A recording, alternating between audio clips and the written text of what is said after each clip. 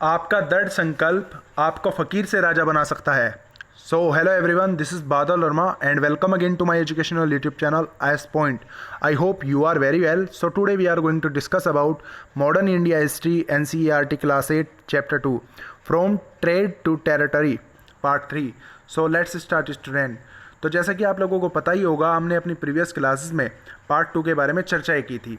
तो हमने पार्ट 2 में देखा था कि किस तरीके से ईस्ट इंडिया कंपनी ने अपने शासन को जो था वो फैलाया था और किस तरीके से जो मुग़ल साम्राज्य के नवाब हुआ करते थे उन नवाबों को हटा करके एक तरीके से उन्होंने अपनी ईस्ट इंडिया कंपनी के जो उनके ऑफिसर्स थे उनको नवाब बनाया था। फिर टीपू सुल्तान के साथ किस तरीके से युद्ध हुआ और शेर मैसूर उसे क्यों कहा गया। ऑलराइट, तो जिन्होंने हमारी पहली वीडियो को नहीं देखा, डिस्क्रिप्शन बॉक्स में लिंक दिया गया है, आप सभी लोग जाकर हमारी पहली वीडियो को देख सकते हैं। तो चलिए दोस्तों शुरू करते हैं। तो मराठों से लड़ाई। तो 18वीं शताब्दी के आखिर में कंपनी मराठों की ताकत भी काबू और ख़त्म करने के बारे में सोचने लगी थी। तो 1771 में पानीपत की तीसरी लड़ाई में हार के बाद दिल्ली से देश का शासन चलाने का मराठों का सपना चूर चूर हो गया था। तो हमने पानीपत की युद्धों के बारे में देखा था, तो चलिए एक बार फिर से देख लेते हैं। तो पानीपत का जो पहला युद्ध हुआ था वो 21 अप्रैल 1526 में हुआ था। 21 अप्रैल 1526 में। ऑलराइट, काफ़ी ज़्यादा ये इंपॉर्टेंट है, काफ़ी ज़्यादा इनसे क्वेश्चन हर साल पूछ लिया ही जाता है। और ये किसके मध्य हुआ था? बाबर एवं इब्राहिम लोदी के मध्य हुआ था। ऑलराइट, और इसमें बाबर विजयी हुए थे। आप लोगों को पता ही होगा 1526 में जब 21 अप्रैल को बाबर और इब्राहिम लोदी के मध्य युद्ध हुआ पानीपत का, तो इब्राहिम लोदी की हत्या करके बाबर ने मुगल साम्राज्य की नींव रखी थी। आई होप कि आपको अच्छे से पता होगा। और जिन्होंने हमारी 6 क्लास की NCERT और 7th क्लास की NCERT की सीरीज़ को नहीं देखा, तो वो डिस्क्रिप्शन बॉक्स में इसका भी लिंक दिया गया है, आप सभी लोग उसमें जाकर देख सकते हैं। फिर हमने पानीपत की दूसरी लड़ाई के बारे में देखा था, जो कि 5 नवंबर 1556 में बैरम खां और अकबर के सेनापति के बीच हुई थी, जिसमें बैरम खां विजयी हुआ था। ऑलराइट, और फिर पानीपत की तीसरी लड़ाई जैसा कि हमने अभी देखा, तो मराठाओं एवं अहमद शाह अब्दाली के बीच हुई थी, जिसमें अहमद शाह अब्दाली विजयी हुआ था। तो आप लोगों को पता ही होगा कि पानीपत जो कि हरियाणा राज्य का, वर्तमान हरियाणा राज्य का क्षेत्र है। ऑलराइट, तो ये काफ़ी ज़्यादा इंपॉर्टेंट है। जब आप अपने नोट्स क्रिएट करेंगे तो आप इसको नोट कर लेंगे।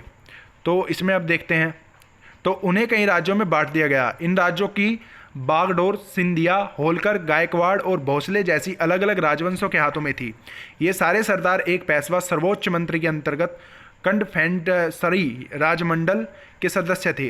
पेशवा इस राजमंडल का सैनिक और प्रशासकीय प्रमुख होता था।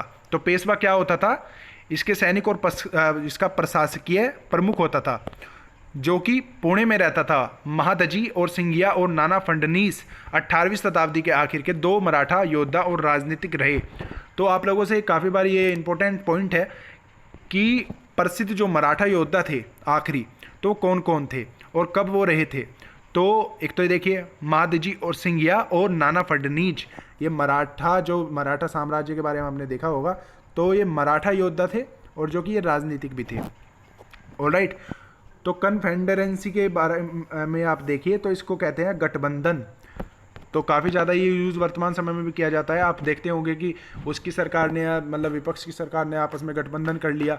जैसा कि अभी जो चुनाव हुए थे, जो अभी लोकसभा के चुनाव हुए थे, तो उसमें सपा, कांग्रेस और काफ़ी बसपा, तो उन पार्टियों ने गठबंधन कर लिया था। तो इसे ही कन्फेडरेंसी कहा जाता है।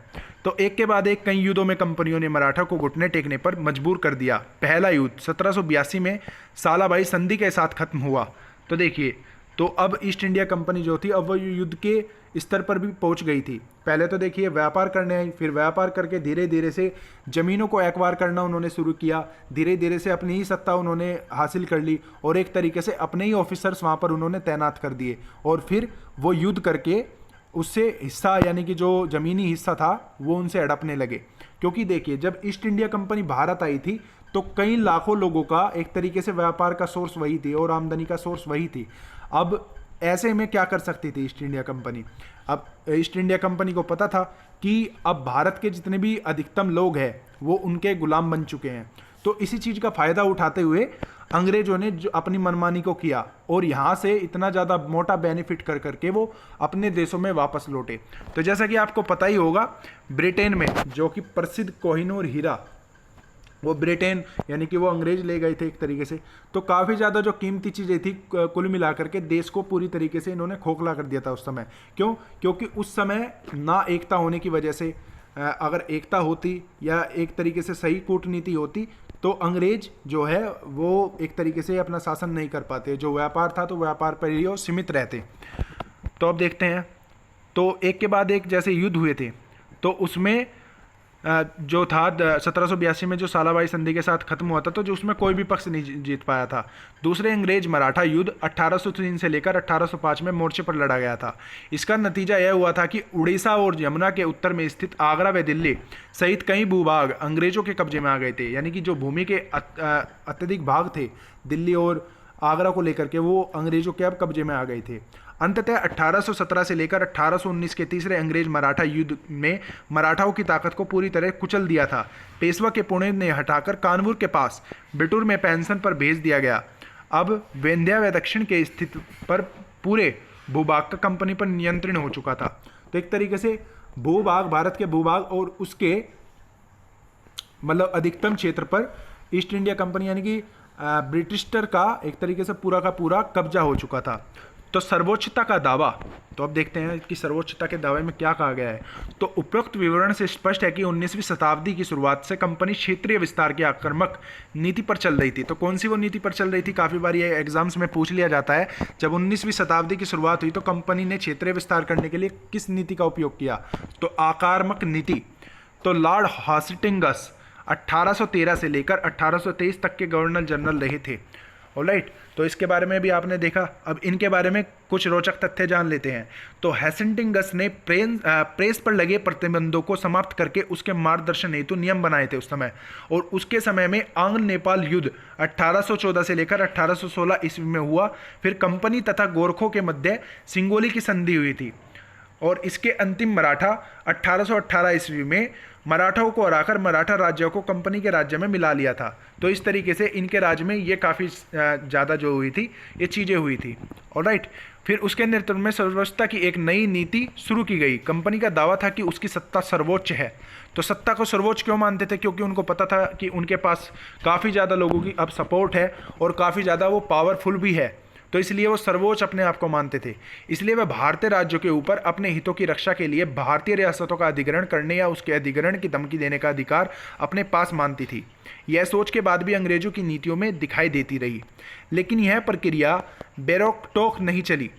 उदाहरण के लिए जब अंग्रेजों ने कित्तूर, फिलहाल कर्नाटक के छोटे से राज्य में कब्जा कर लेने का प्रयास किया तो रानी चेन्नम्मा ने हथियार उठा लिया और अंग्रेजों के खिलाफ आंदोलन छेड़ दिया। 1824 में उन्हें गिरफ्तार कर लिया गया और 1829 में जेल में ही उनकी मृत्यु हो गई। चेन्नम्मी के बाद कित्तूर स्थित संगोली में एक गरीब चौकीदार रायना, तो ये देखिए रायना ने फिर प्रतिरोधी जारी रखा। तो चौतरफा समर्थन की सहायता से उन्होंने बहुत सारे ब्रिटिश शिविर को, दस्तावेजों को नष्ट कर दिया था।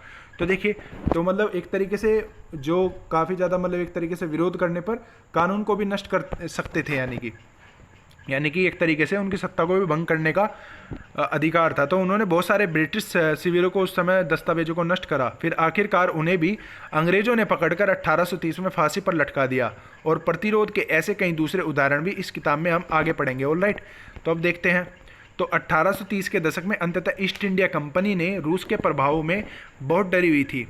तो रूस के प्रभाव से काफ़ी ज़्यादा डरी हुई थी। पहले ये देख लेते हैं, जो कि आप चित्र 10 में देख पा रहे होंगे। लॉर्ड हेस्टिंग्स का एक ये चित्र है और इसमें हमने ये सब चीज़ कवर कर ही ली है।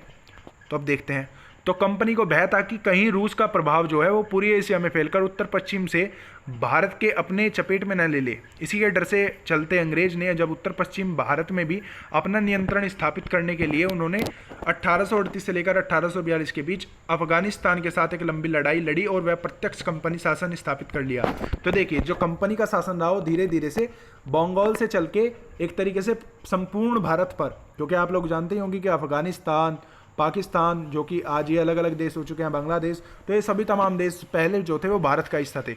और जब ये अलग होते चले गए तो एक तरीके से आपको पता ही है, जब भारत आज़ाद हुआ था तो उसके साथ ही साथ पाकिस्तान भी अलग हुआ था और भारत भी अलग हुआ था। तो पहले एक ही देश थे। तो इस तरीके से मतलब युद्धों के दम पर और अपनी सत्ता के दम पर ही अंग्रेजों ने पूरे भारत पर अपना जो था वो शासन कायम किया था। तो अब युद्धों के जैसे हम बारे में पढ़ रहे हैं तो प्रमुख युद्ध भी देख लेते हैं, जो पानीपत के युद्धों के बाद प्रमुख युद्ध हुए थे।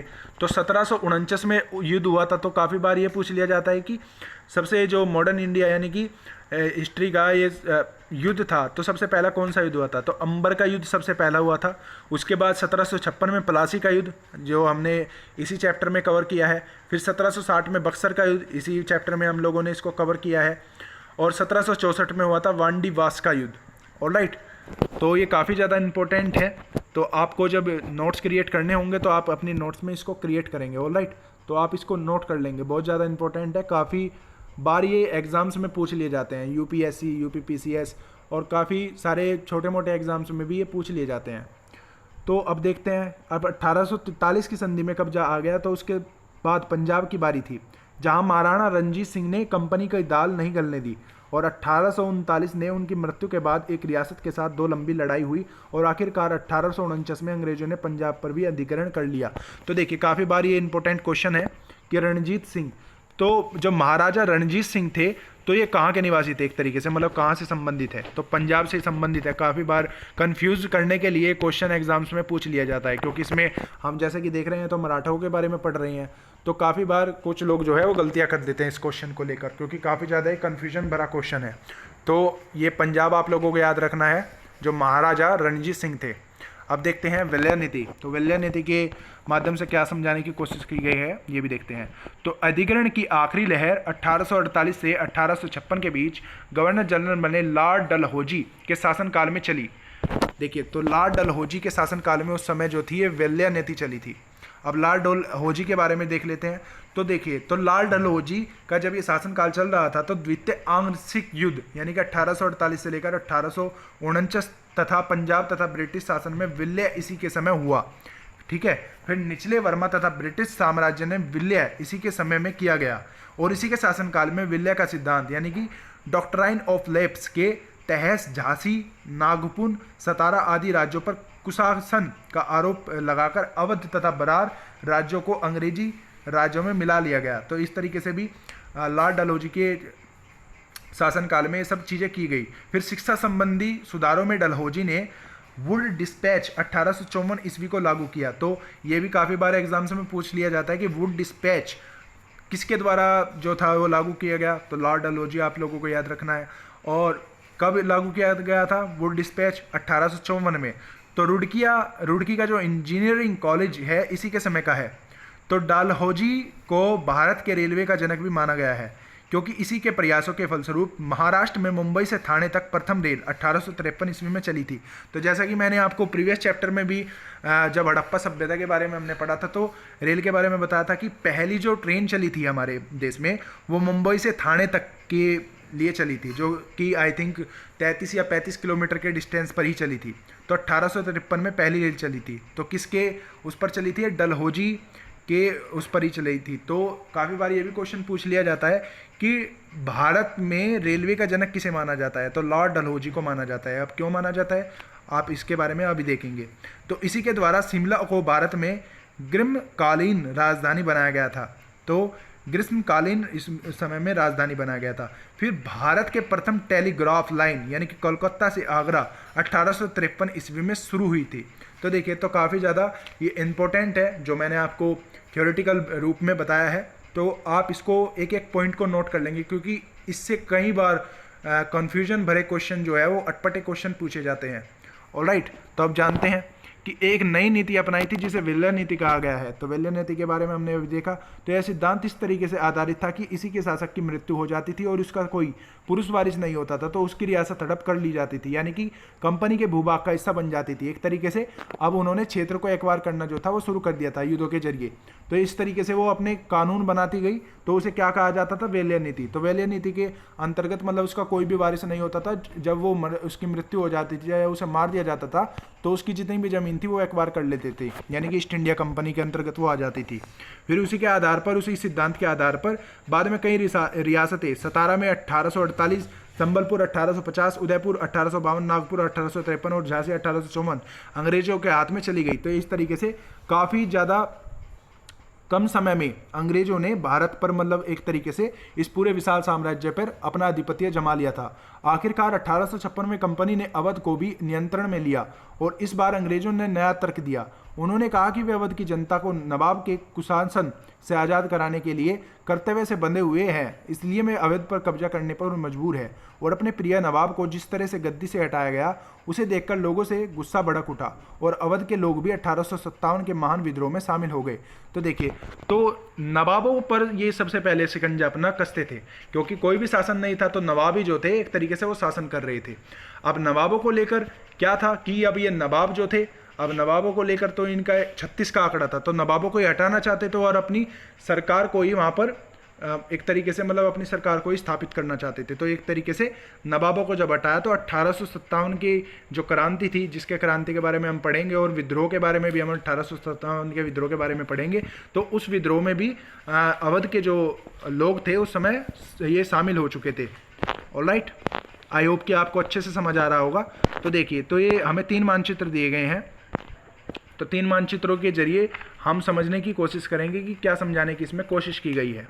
ऑलराइट, तो पहले मानचित्र में देखिए, जो इसमें एक तरीके से ब्रिटिश शासन के अधीन क्षेत्र है वो येलो कलर से इसमें रिप्रेजेंट किए गए हैं, और जो रेड में रिप्रेजेंट किए गए हैं जो क्षेत्र ब्रिटिश शासन के अधीन नहीं थे। तो देखिए, तो इन्होंने सबसे पहले बनारस और कोलकाता और हैदराबाद के आसपास और मद्रास और मैसूर के आसपास के क्षेत्रों पर कब्जा किया, जैसे कि आप ये देख ही पा रहे होंगे। ऑलराइट, फिर दूसरे में एक तरीके से मतलब ये जब किया गया था तो भारत ने 1797 में ये स्थिति थी, तो यानी कि अंग्रेज जो थे इतना ही वो शासन अपना कर पाए थे 1797 तक, यानी कि 1600 में इनकी ईस्ट इंडिया कंपनी भारत आ गई थी और धीरे धीरे से इन्होंने इतना राज्य कर चुके थे। फिर 1840 में इन्होंने दिल्ली के आसपास के क्षेत्रों पर कब्जा किया, बनारस, कोलकाता, लखनऊ और बम्बई, गोवा, मैसूर के आसपास और मद्रास का तो पूरा इन्होंने हिस्सा जो था वो एक्वायर कर लिया, और भारत का अधिकतम यानी कि आधे से ज़्यादा हिस्सा इन्होंने एक्वायर कर लिया था क्षेत्र के हिसाब से। फिर तीसरे मानचित्र में हमें स्थिति देखने को मिलती है 1857 में। 1857 में तो ये मान लीजिए कि अंग्रेजों के द्वारा संपूर्ण भारत ही एक तरीके से कब्जे में आ गया था। तो लाहौर को और दिल्ली के आसपास के क्षेत्र को, काठमांडू को, लखनऊ, बनारस, कोलकाता, बड़ौदा, मुंबई, पुणे, गोवा, हैदराबाद, मैसूर, मद्रास, ये सभी राज्यों को अपने कब्जे में ले लिया था। कुछ ही राज्य इस तरीके के थे जिनको वो अपने कब्जे में नहीं ले पाई थी, तो जैसे कि हैदराबाद, मैसूर, तो ये 2 राज्य इस तरीके के थे जिन्हें पूर्ण तरीके से वो कब्जा नहीं कर पाए थे। ऑलराइट, आई होप कि आपको अच्छे से समझ आ रहा होगा। तो अब देखते हैं नए शासन की स्थापना। तो गवर्नर जनरल वॉरेन हेस्टिंग्स, तो देखते हैं इसके बाद। तो जनरल वॉरेन हेस्टिंग्स, तो जिसका टाइम पीरियड इसमें गलती दिया गया है, वैसे इसका है 1772 से लेकर 1785 तक। तो उन बहुत सारे महत्वपूर्ण व्यक्तियों में था जिन्होंने कंपनी की ताकत फैलाने में अहम भूमिका अदा की थी।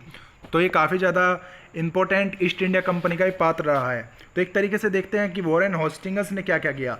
तो वॉरेन हेस्टिंग्स ने एक तरीके से 1772 ईस्वी में बंगाल का गवर्नर बना था।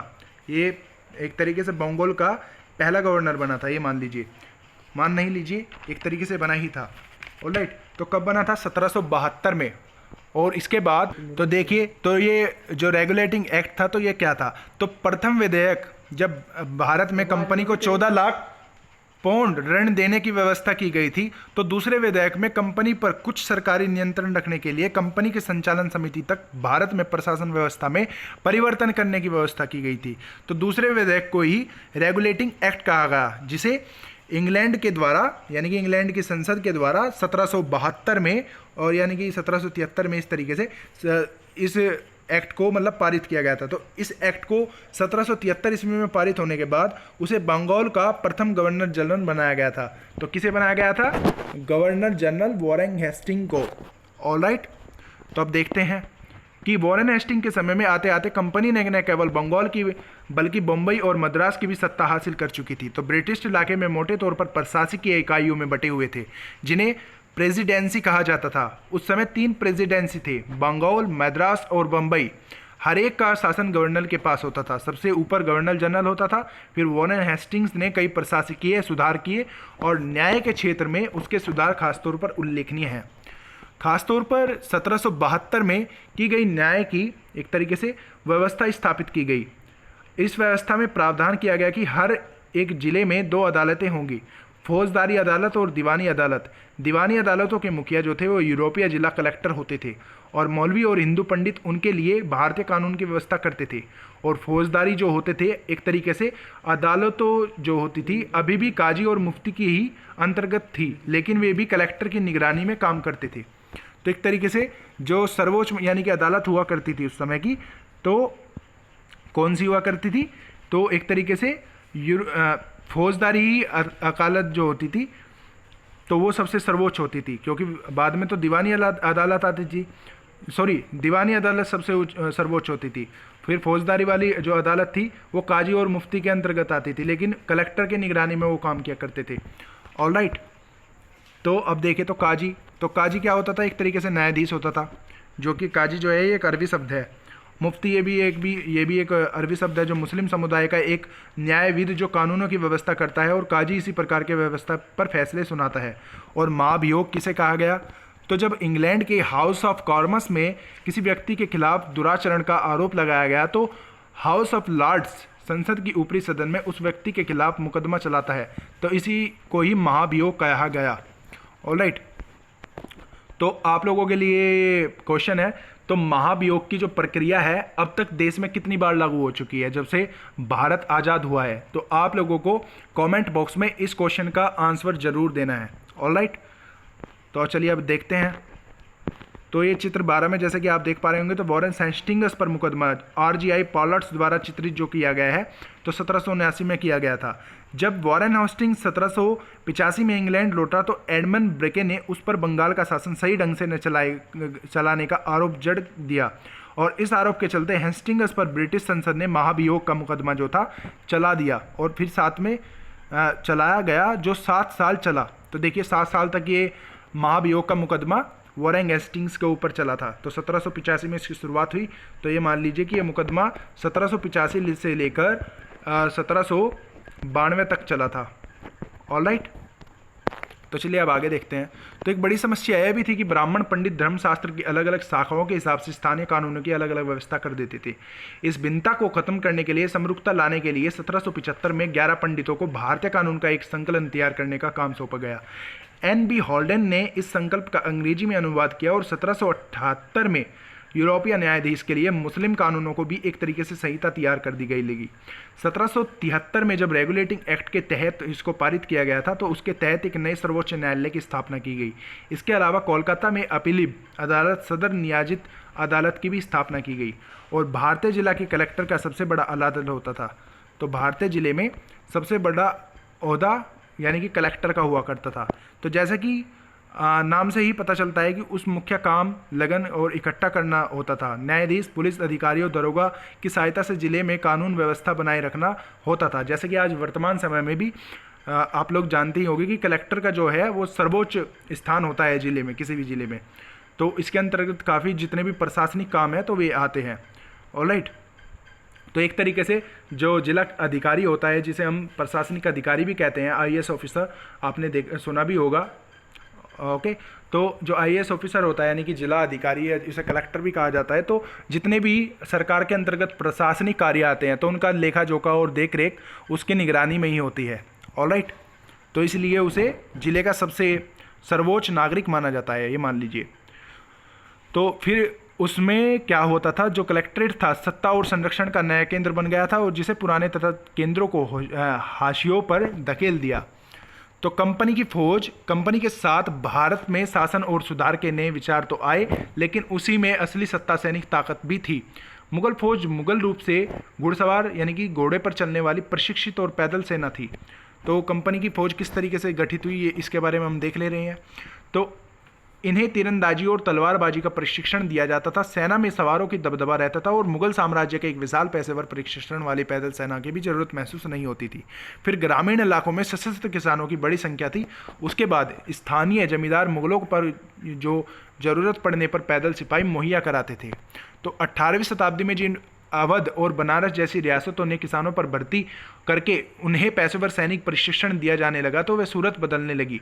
ईस्ट इंडिया कंपनी ने जब अपनी सेना के लिए भर्ती शुरू की तो उसने भी यही तरीका अपनाया। अंग्रेज अपनी सेना के सिपाही, जो भारतीय शब्द सिपाही से बना है, इसे आर्मी कहते थे। तो आर्मी शब्द भी आप देख लीजिए कि कहाँ से आया है आर्मी शब्द। तो पहले जो था एक तरीके से सिपाही कहा जाता था, जो ब्रिटिशर की ही देन है आर्मी। तो 1820 के दशक में जैसे जैसे युद्ध तकनीकी बदलने लगे तो कंपनी की सेना में घुड़सवार टुकड़ियों की जरूरत कम होती गई। इसी वजह से ये थी कि ब्रिटिशर्स साम्राज्य बर्मा, अफगानिस्तान और मिस्र में भी लड़ रहा था, जहां सिपाही मस्केट, तोड़े तार बंदूक और मैचलेट से लैस होते थे। तो अब देखिए, फिर कंपनी की जो सेना होती थी, यानी कि ईस्ट इंडिया कंपनी की जो सेना थी, तो सिपाहियों के बदलते सैनिक आवश्यकताओं का ध्यान उनको रखना पड़ता था और उसकी पैदल टुकड़ियों में ज़्यादा से ज़्यादा महत्वपूर्ण हो जाती थी। और 19वीं शताब्दी की शुरुआत में अंग्रेज एक समरूप सैनिक संस्कृति विकसित करने लगे और सिपाहियों की यूरोपीय ढंग की प्रशिक्षण, अभ्यास और अनुशासन सिखाया जाने लगा और उनका जीवन पहले से जो जाता था एक तरीके से ज़्यादा नियंत्रित था। इस कोशिश में कभी कभी समस्याएं भी आती थी, क्योंकि पेशेवर सिपाही की सेना खड़ा करने में चक्कर में अंग्रेज को कई बार जाति और समुदाय के भावनाओं को नज़रअंदाज करना होता था। भला लोग अपनी जातीय धार्मिक भावनाओं व इतनी आसानी से कैसे छोड़ सकते हैं? क्या वे खुद को अपने समुदाय का सदस्य मानने की बजाय सिर्फ सिपाही मान सकते हैं? नेवर। तो सिपाही क्या महसूस करते थे उस समय? तो देखिए, तो सिपाही अगर कोई भी धर्म जाति वर्ण का है तो अपनी धर्म जाति को वर्ण को छोड़ नहीं सकता। ऑलराइट, तो एक तरीके से ये भी बात है। परंतु सिपाही अगर देखा जाए, वर्तमान समय में अगर देखा जाए सिपाही का एक पद, तो सिपाही का एक पद इस तरीके का भी है, तो धर्म से पहले पहले देश की रक्षा है, तो देश की रक्षा को लेकर के सिपाही का सबसे पहला यही धर्म होता है। तो अपने जीवन में अपनी अपनी पहचान, यानी वे कौन थे और इस बात का एहसास जो बदलाव आ रहे थे, तो उनको सिपाहियों ने किस तरह देखा। 1857 का विद्रोह हमें सिपाहियों की इस दुनिया की झलक दिखाता है और इस विद्रोह के बारे में आप अध्याय 5 में पढ़ेंगे। तो सिपाहियों के किस तरीके से विद्रोह हुआ और 1857 का क्या विद्रोह था, 1857 की कितने मतलब एक तरीके से जो क्रांतियाँ होती हैं, तो किस तरीके की क्रांतियाँ आई, तो चित्र 13 में समझने की कोशिश करते हैं कि कंपनी के लिए काम करने वाला बंगाल का एक सवार एक अज्ञात भारतीय चित्रकार द्वारा बनाया गया था 1780 में। तो मराठा और मैसूर के साथ युद्धों के बाद कंपनी ने अपनी घुड़सवार टुकड़ियों को मजबूत करने की अहमियत समझ आने लगी थी। तो देखिए, तो एक घुड़सवार है, एक सैनिक है, तो इस तरीके से उन्होंने अपने सैनिकों को प्रशिक्षण देके एक सैनिक मतलब एक मजबूत सैनिक को प्रशिक्षित किया था। तो अब इन इंपॉर्टेंट्स पॉइंट्स को भी जान लेते हैं। तो मैं सबके शत्रु और उत्पीड़क पर महाभियोग चला रहा हूँ, तो महाभियोग को भी देख लेते हैं कि किस तरीके से वो चलाया गया था। तो वॉरेन हेस्टिंग्स के महाभियोग की कार्रवाई के दौरान एडनबर्ग ने एक उत्तेजनापूर्ण भाषण दिया, जिसका एक हिस्सा इस प्रकार था। तो मैं उनके हेस्टिंग्स के ऊपर भारत के लोगों की ओर से महाभियोग चला रहा हूँ। तो भारत के लोगों की ओर से वो चलाया गया था, जिनके अधिकारियों को उनके पैरों तले रोन दिया गया और उनके देश को उनके रेगिस्तान बना दिया गया। अंततः मानव स्वभाव के नाम पर, स्त्री पुरुषों के नाम पर, हर उम्र के नाम पर और ओहदे के नाम पर मैं सबके साझा शत्रु और सबके उत्पीड़क पर महाभियोग चला रहा हूँ। तो इस तरीके से महाभियोग चलाया गया था। ऑलराइट, अब देखते हैं कि धर्मशास्त्र किसे कहा जाता है। तो संस्कृत की ऐसी कृतियाँ जिन्हें सामाजिक तौर पर तरीकों और आचरण के लिए सिद्धांतों की व्याख्या की जाती है, इन्हें धर्मशास्त्र कहा जाता है। ये धर्मशास्त्र ईसा पूर्व यानी कि 500 वर्षों से भी पहले लिखे गए। सवार यानी कि घुड़सवार इसे कहा जाता है। मस्केट यानी कि पैदल सिपाही द्वारा इस्तेमाल की जाने वाली एक भारी बंदूक होती है, मस्कट, जिसे मस्कट देसी भाषा में मस्कट भी कह देते हैं। मैचलॉक यानी कि शुरुआती दौर की बंदूक जिसमें बारूद को माचिस से चिंगारी दे दी जाती थी। तो एक तरीके की मैचलॉक यानी कि आपको माचिस पता ही होगा, तो एक तरीके से अंग्रेजी वर्ड है मैचलॉक। तो इस तरीके से ये बंदूकें के नाम थे। ऑलराइट, तो अब इसके ईस्ट इंडिया कंपनी के देख लेते हैं हम निष्कर्ष। तो क्या कुछ इसमें निष्कर्ष निकला था इन सभी बातों का, यानी कि जब ईस्ट इंडिया कंपनी भारत आई तो व्यापार के लिए भारत आई थी, जैसा कि हमने चैप्टर के टाइटल में पढ़ा ही था। तो व्यापार करने आई और शासन किस तरीके से किया, यानी कि फ्रॉम ट्रेड टू टेरिटरी। तो इसका निष्कर्ष यानी कि कॉन्क्लूजन अब हम देख लेते हैं। तो ईस्ट इंडिया कंपनी एक व्यापारिक कंपनी से बढ़ते बढ़ते एक भौगोलिक औपनिवेशिक शक्ति बन गई थी। तो 19वीं शताब्दी की शुरुआत में नई नाप तकनीक से आने वाली इस प्रक्रिया और तेज हुई। तब तक समुद्री मार्ग से भारत पहुंचने में 6 से 8 महीने का समय लगता था। भाप से चलने वाले जहाज़ों ने यह यात्रा 3 हफ्तों में समेट दी। इसके बाद से ज़्यादा अंग्रेज और अपने परिवार भारत जैसे दूर देशों में आने लगे। 1857 तक भारतीय उपमहाद्वीप के 63% भूभाग और 78% आबादी पर कंपनी का सीधा प्रशासन हो चुका था। तो जैसा कि हमने देखा है, अभी हमने आपको 3 मानचित्रों के जरिए जैसा कि बताया कि समय समय पर किस तरीके से ईस्ट इंडिया कंपनी के द्वारा भारत को हड़पा गया और भारत पर ईस्ट इंडिया कंपनी के द्वारा शासन किया गया। तो देश के शेष भूभागों और आबादी का कंपनी अप्रत्यक्ष प्रभाव था। इस प्रकार व्यावहारिक स्तर पर ईस्ट इंडिया कंपनी पूरे भारत को अपना नियंत्रण ले चुकी थी, समस्त भारत पर यानी कि। तो अब अन्यत्र भी देख लेते हैं। तो दक्षिण अफ्रीका में दास व्यापार। तो देखिए दास व्यापार क्या है, इसको समझने की हम कोशिश करते हैं कि दास व्यापार किसे कहा गया है।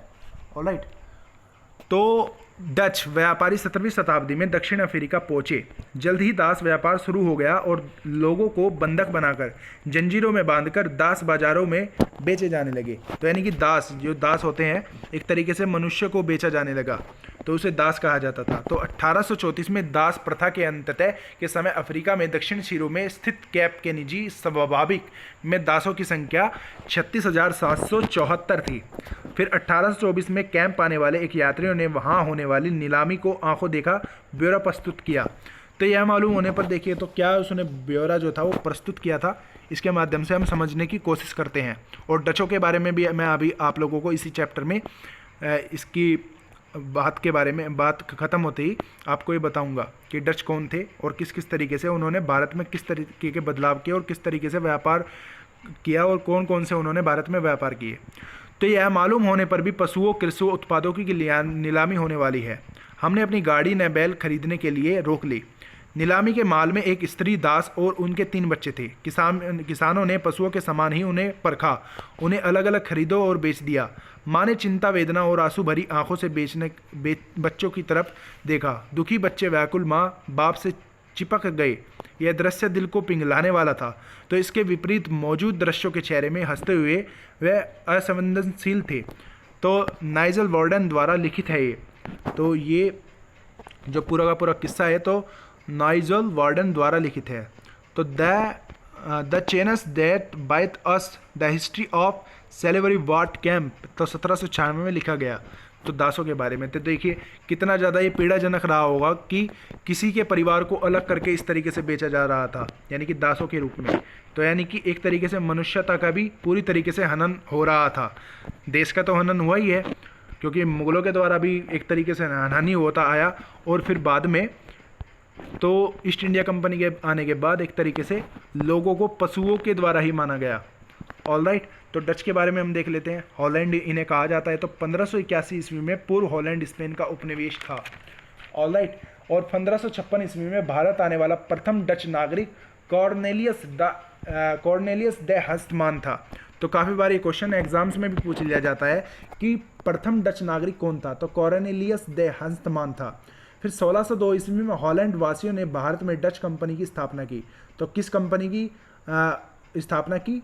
डच कंपनी की। तो हॉलैंड के वासी थे तो इन्हें हॉलैंड कहा जाता, तो कंपनी के हिसाब से इन्हें डच कहा जाने लगा। तो डच में भारत में मसूलीपट्टनम, पुलिकट, सूरत, विल्मीपट्टनम, पुलिकट, बंडोज, कैम्बले, अहमदाबाद, कोचिन आदि संस्थानों यानी कि स्थानों पे अपने व्यापारिक केंद्र स्थापित किए। डचों का प्रारंभिक प्रमुख केंद्र पुलिकट था और 1759 ईस्वी तक अंग्रेजों तथा डचों के मध्य मसालों का द्वीप को लेकर संघर्ष होता रहा, जिसमें अंग्रेजों को सफलता मिली। तो अंग्रेजों को सफलता मिलने के बाद ही ये मान लीजिए कि भारत पर पूरी तरीके से जो प्रभुत्व हासिल हुआ फिर वो अंग्रेजों का ही हुआ। ऑलराइट, तो इसी के साथ आज का ही हमारा चैप्टर कंप्लीट होता है। आई होप कि आपको ये अच्छे से समझ आया होगा। ऑलराइट, और इसी के साथ हैव ए गुड डे। जय Hind. Until I wish you all the best. Keep learning. Have a good day.